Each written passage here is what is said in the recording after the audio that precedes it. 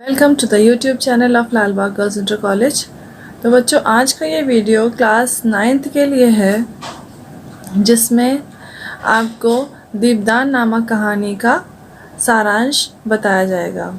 इससे पहले भी मैंने आपको नए मेहमान नामक कहानी का सारांश बताया था और आज उसी में से मैंने दूसरा चैप्टर लिया है, वो है दीपदान। तो बच्चों, जैसा कि एकांकी में होता है, इस एकांकी में भी जो है कहानी है। कहानी में कुछ पात्र हैं, कुछ पात्र मुख्य पात्र हैं, कुछ गौड़ पात्र हैं। अब मुख्य पात्रों की श्रृंखला में बनवीर है, उदय सिंह, पन्नाधाय, चंदन, ये सब जो है मुख्य पात्र हैं। तथा गौड़ पात्रों की श्रृंखला में महाराणा संग्राम सिंह हैं, छोटे भाई उसके पृथ्वी सिंह, महाराणा विक्रमादित्य, महाराणा सांगा, ये सारे के सारे गौड़ पात्र हैं। तो ये जो है रामकुमार वर्मा द्वारा रचित एक ऐतिहासिक घटना पर आधारित है, जिसमें जो है चित्तौड़ की कथावस्तु का वर्णन किया गया है। एकांकी का आरंभ होता है जहाँ पर महाराणा संग्राम सिंह की मृत्यु के पश्चात उसके छोटे भाई पृथ्वी सिंह का दासी पुत्र बनवीर जो है वो चित्तौड़ पे अपना राज्य स्थापित करना चाहता है। उसके हृदय में निष्कंटक राज्य करने की पूरी इच्छा है, मतलब वो नहीं चाहता है कि कोई अन्य उसके राज्य पर थोड़ा भी अधिकार रखे।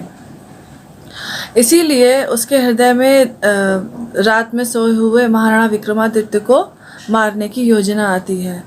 वो अगले ही दिन महाराणा विक्रमादित्य की हत्या कर देता है और राज्य के उत्तराधिकारी महाराणा सांगा के पुत्र उदय सिंह की हत्या की तैयारी करता है। अब उदय सिंह अभी छोटे से बालक हैं और उनकी हत्या करना उसके लिए कोई बहुत बड़ा काम नहीं है। तो इसके लिए वो एक असमय ही एक उत्सव का आयोजन करते हैं, जिसे वहाँ पर दीपदान कहा जाता है।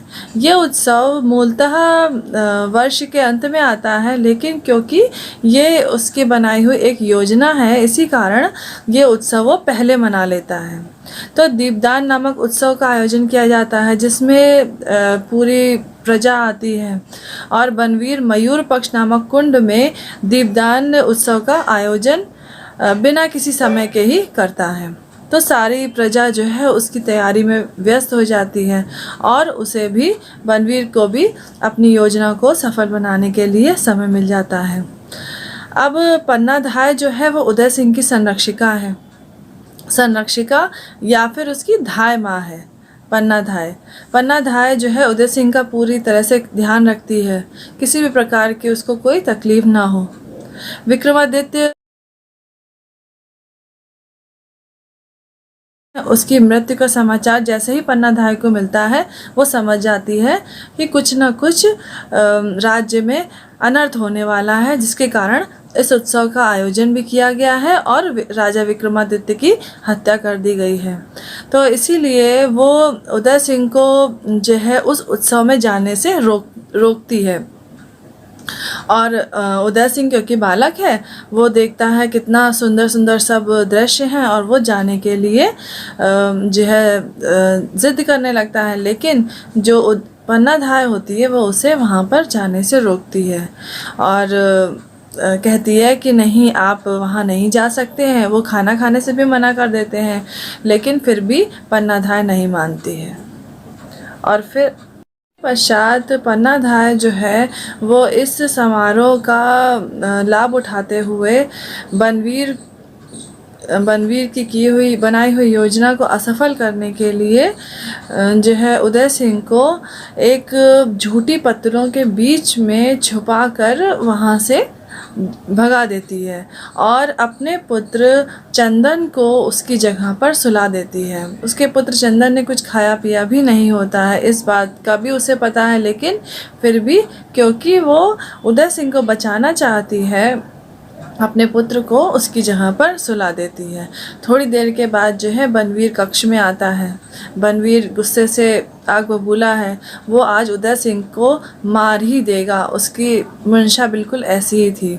तो ऐसा देखने पर और पन्नाधाय से वो पूछता भी है कि पन्नाधाय बताओ कि उदय सिंह कहाँ है, लेकिन पन्नाधाय कुछ नहीं बताती है। फिर वो पन्नाधाय को तरह तरह का लालच देता है। वो कहता है कि मैं तुम्हें इस राज्य में भी अधिकार दूंगा। तरह तरह की बातें करके पन्ना को समझाना चाहता है और अपने पक्ष में लेना चाहता है, लेकिन पन्नाधाय जो है अपने बात पर अडिग है और वो उसकी बात नहीं सुनती है कि और अंत में बनवीर को फटकार भी देती है। शायद बनवीर जो है वो क्रुद्ध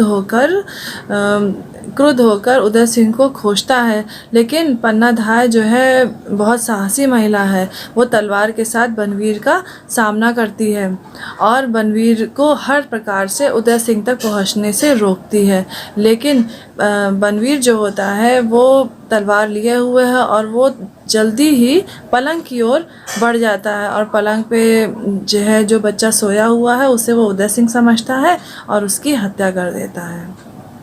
इस प्रकार से इस कहानी में पन्नाधाय का अपूर्व त्याग दिखाया गया है और उसी के बलिदान के ऊपर ये कहानी आधारित है।